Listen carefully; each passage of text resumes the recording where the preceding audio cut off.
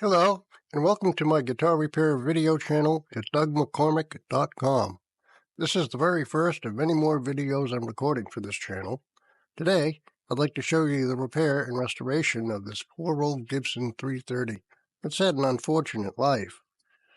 When the customer brought this to me, I was reluctant to take on the project because, to be honest, I really wasn't sure how I was going to do it, or even if I had the ability to do it at all. I knew it would take considerable amount of time, expense, and effort to pull it off, but after begging me a couple of times, I did eventually give in and agree to do it. So let's get started.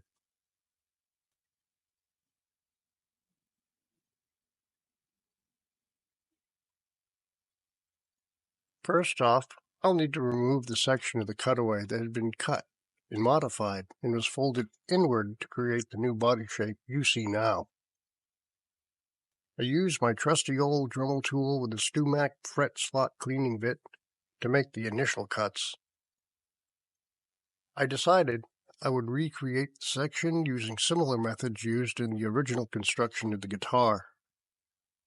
After that, I used an X-Acto knife to finish the cut and remove that section from the body.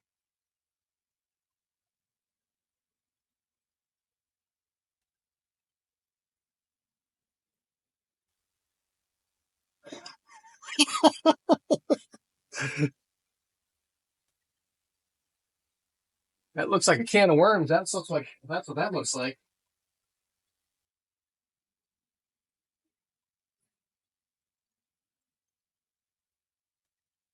I was rather amused after finding a whole bunch of cotton stuffed into the guitar.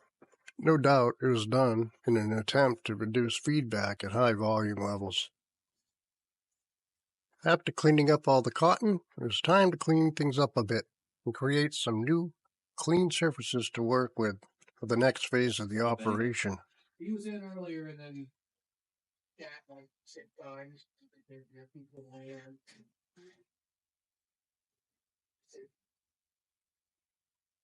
I'm using a flat-sided pencil to trace out the shape of the remaining horn, since it's a mirror image of the opposite side. I'll use this tracing as a guide when I heat bend the new side section on my bending iron.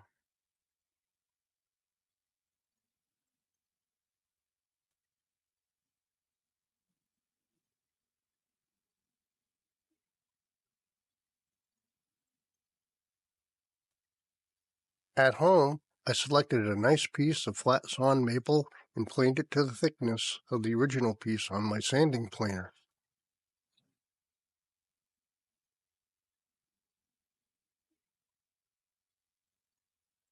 This is my homemade bending iron. I made it using parts from an old toaster oven. I use the heating elements as well as the heat and timing controls to control the heat and turn it on and off. I placed the elements into a heavy aluminum tube that I got from a scrapyard and mounted it to a heavy floor stand. It works very well.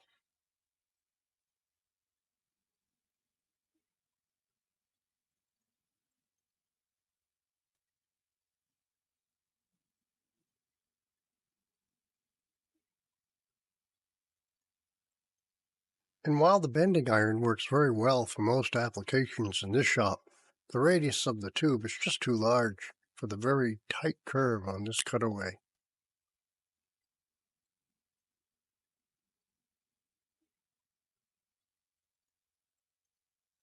Also, as you can see, no matter how much I pre-soak this solid piece of wood, it's just too thick, and the grain is starting to blow out and crack as I bend it. Back to the drawing board. I went back and made a much more accurate tracing of the cutaway. From this, I made a mold from old 2x4, taking into account the thickness of the 3 pieces of veneer I'll be using. I went to Harbor Freight and picked up this nifty pneumatic sander. I love this thing. It saves so much time and makes it so much easier to make my mold nice, smooth, and accurate.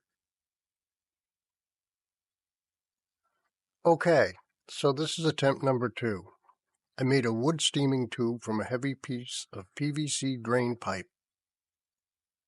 I'll use my old cappuccino machine that I use for steaming off necks to fill the chamber with steam and soften the veneers before I put them into the mold.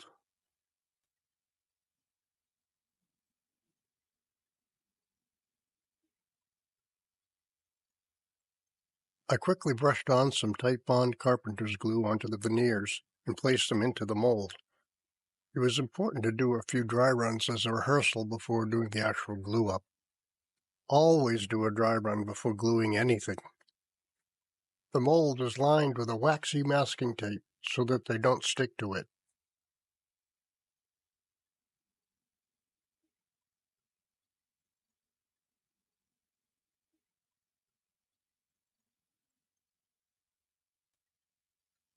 After a little extra persuasion, the piece came out of the mold.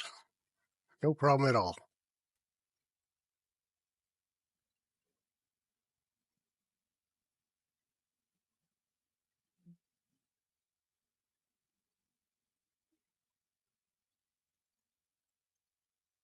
Yeah, looks pretty good. Time to move on to the next step. Here, I measured the opposite sides, width and height, and made a quick little jig to help me line up the new piece so it matches perfectly on both sides. Okay, so what you're seeing here is attempt number 3. I'd forgotten to record the trash can footage for number 2. Attempt number 2 was a step in the right direction, but I found that the laminates made a piece that was too thick, it cupped, it warped, it didn't hold its shape very well. So the third time around, I used a slightly thinner veneer and an inner layer of carbon graphite fabric. I also decided to use marine epoxy as the glue. Third time's the charm. It came out perfectly without any of the other issues I had before.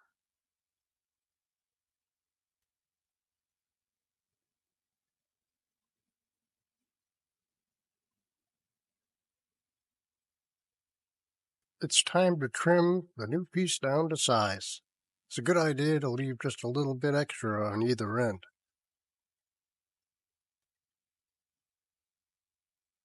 It's time to trim the new piece down to size. It's a good idea to leave just a little bit extra on either end. I'll carefully sand each end to their final dimensions by hand. I used double stick tape and a cam clamp to hold my guide jigs into place. Using a sanding block, I carefully removed the remaining excess wood from either end and created an angled bevel on the ends of the piece and matching bevels on the guitar so that it hooked into place. It's time to trim this piece into the proper width, which is the width you see in between the top and back binding.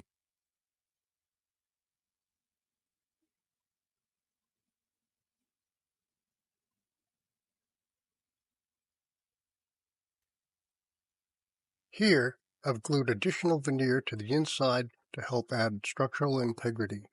It'll create a platform for the notched kerfing needed to glue the replacement top and back of the cutaway into place.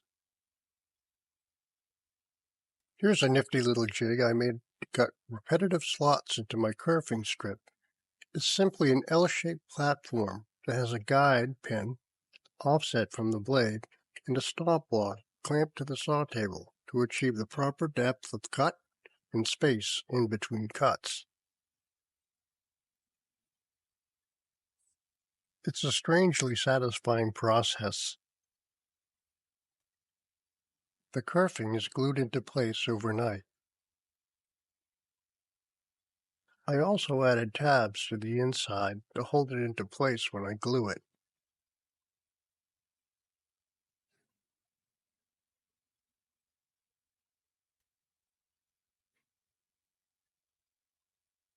Notice that the veneer I glued in earlier extends well beyond the centerpiece. That's the piece that the binding will be glued to. It created a ledge for the wide and narrow part of the binding that will be glued. The binding is what's going to tie everything together visually and structurally. More about that in a few minutes. Now it's time to work on the missing front and back pieces. For now, I'm just setting the new piece into place while I make a tracing. I'll spray glue the tracing to the new top and back blanks. Then I'll cut them out on the bandsaw and shape them with a pneumatic sander. Once I was satisfied with the inner fit, I moved on to the binding ledge using a sanding stick. It's not glued into place quite yet. I'm happy with the results here. It's time to mark off how tall the binding will be now. I used a scrap from the original piece. Before gluing the top piece into place, I trimmed the thickness down closer to its final dimensions on the belt sander so I won't be sanding for days, and taking into account that they'll have a sculptured contour to them. Believe it or not, I actually use balsa wood, which is much easier to shape than a solid piece of hardwood. When I do the final shaping and fairing, I'll saturate the wood with a special thin superglue like Glue Boost to harden the wood quite a bit.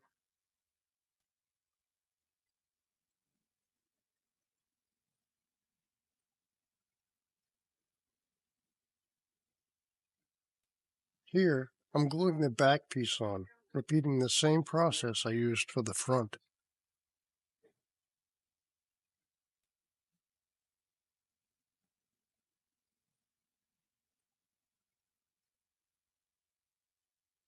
Alright, it's time to replace the binding. An X-Acto knife is the perfect thing for the task. I do expect some small collateral damage. It's really par for the course. Rarely does it ever come off without at least a little bit of chipping, even if you score it along the line.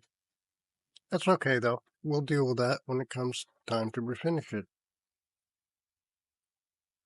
Chisel and heat gun are pretty helpful as well. I've cleaned off all the old glue from the binding ledge, and now I'm ready to start gluing the binding. I'm only replacing the binding on the afflicted side. It'll really be the icing on the cake. It'll tie everything together and result in a virtually invisible repair. It's very helpful to use a heat gun when forming the binding to the ledge there. There's a lot of tension there, so you really want it to, you don't want it to fight you. You want it to be very natural and, go around the bend, just take it slow, do a little section at a time, and, yep, you'll get a nice tight fit, just like that. I like to warm it up and shape it around the body before I glue it. And it just, especially if you're using something like super glue, you really only have one shot, so it's best to have a real good fit before you glue it.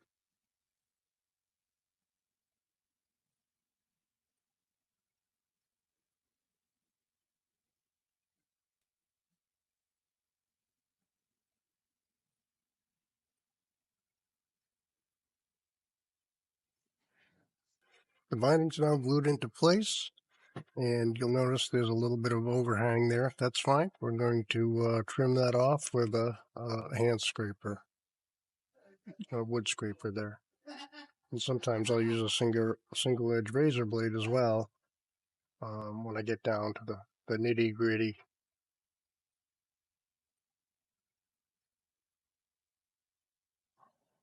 Sanding, fairing, sanding, filling, sanding.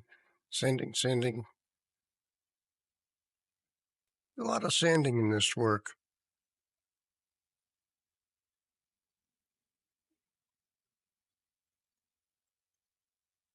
Okay, it's time to tape up the binding, and we're going to just give it a light coat of black paint in order to be able to see what's going on with the splice on the horn there. It's really hard to see what's going on unless you have a consistent color. So we go into the booth and just give it a wash coat just something to help see what's going on with the contour there. I've taped up the binding beforehand. I'll probably have to retape it again a couple of times, so it's a pain. It's a pain in the neck, but you gotta do what you gotta do. So yeah, just a mist coat here. It's not a finished coat quite yet. It's just there. It just gives me an idea of where all the high and low spots are.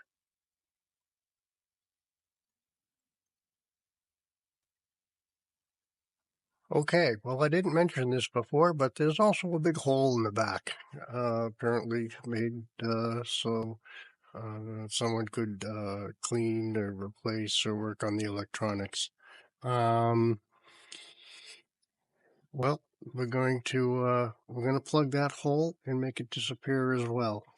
First, I'm going to make a frame around the inside and glue that into place, so I have a ledge in which to place the new piece in. In this case, I'm going to use a piece of hard maple to fill that gap. And there'll be some fairing and filling and bondo and whatnot. We're going to paint the back of the back, black.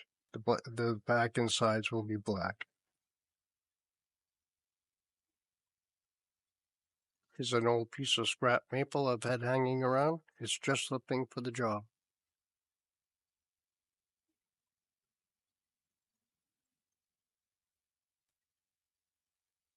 There was a piece of masonite used as a control cover previously. We'll fill those with dowels.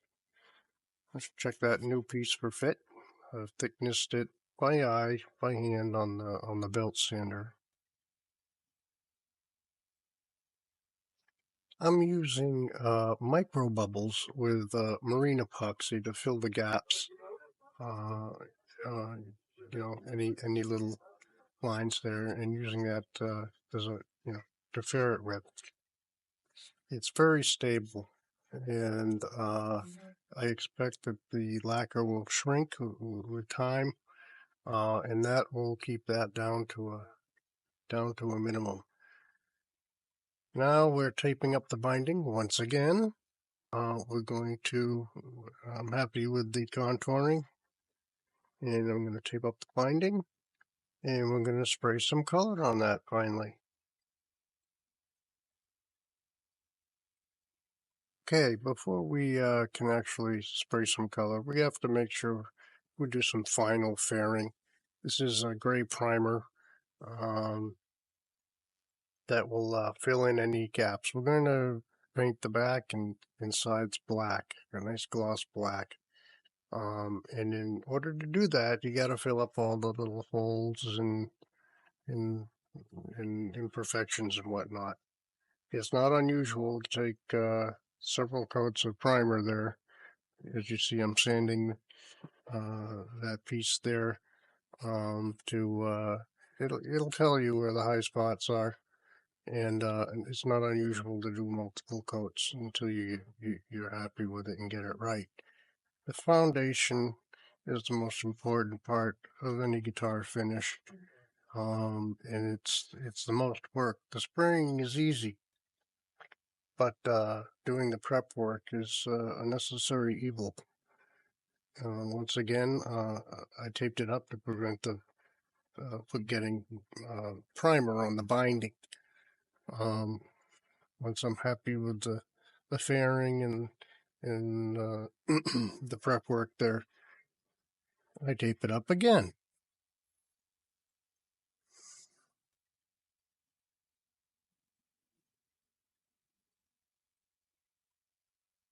Okay, we're in the spray booth. It's time to spray some color coats on it. Everything's taped up, and I'm going to put a base coat on.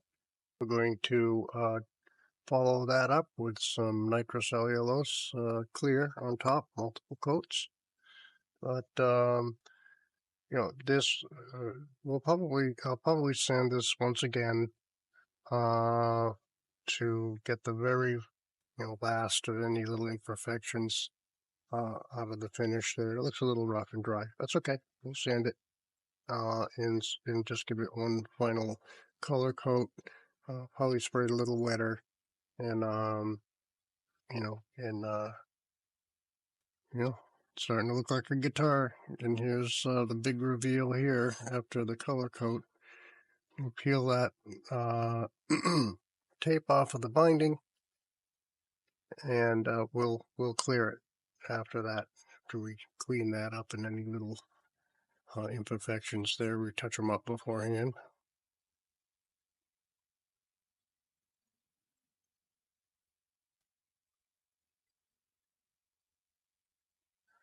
To get a nice consistent look, I'm going to just wipe some vintage amber stain on both the front and the back and the other side as well, so it ties everything together visually and it looks consistent.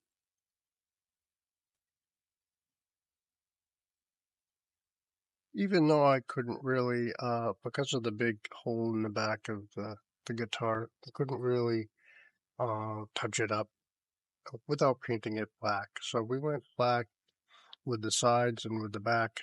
On the front, however, I think we'll be able to keep most of the original finish. I'm just going to go a little darker around the horns there with the black, and then go to like use a mission brown. I'm also using an orange as a transitional color, and just a little bit on the edge to clean up. Yeah, you see, to clean up the edge there and hide all the primer and the filler and whatever. But I wanted to preserve the original finish as much as I could, and I think we did a pretty good job. There she is with some more coats there. Ah, starting to look good.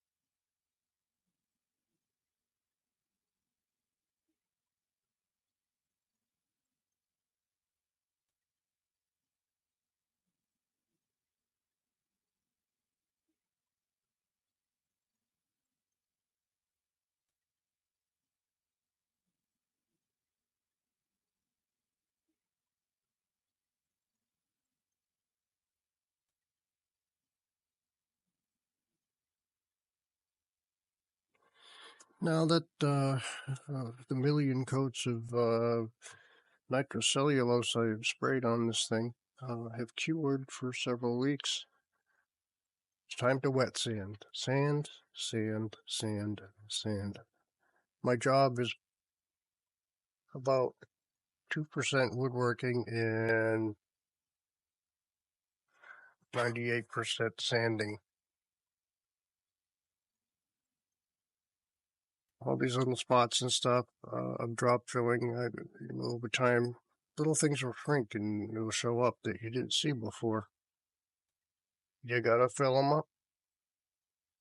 You gotta wet sand. I'm using, I believe, 2,000. I'll start with 600 and go to 1,000, go to 1,500 water dry, and then 2,000, and then I have a foam backed product that's I've never used before, but it's very good that you can wet sand with. It goes to 3 in 5,000 grit, and that's going to make buffing a lot easier, which I'm doing here.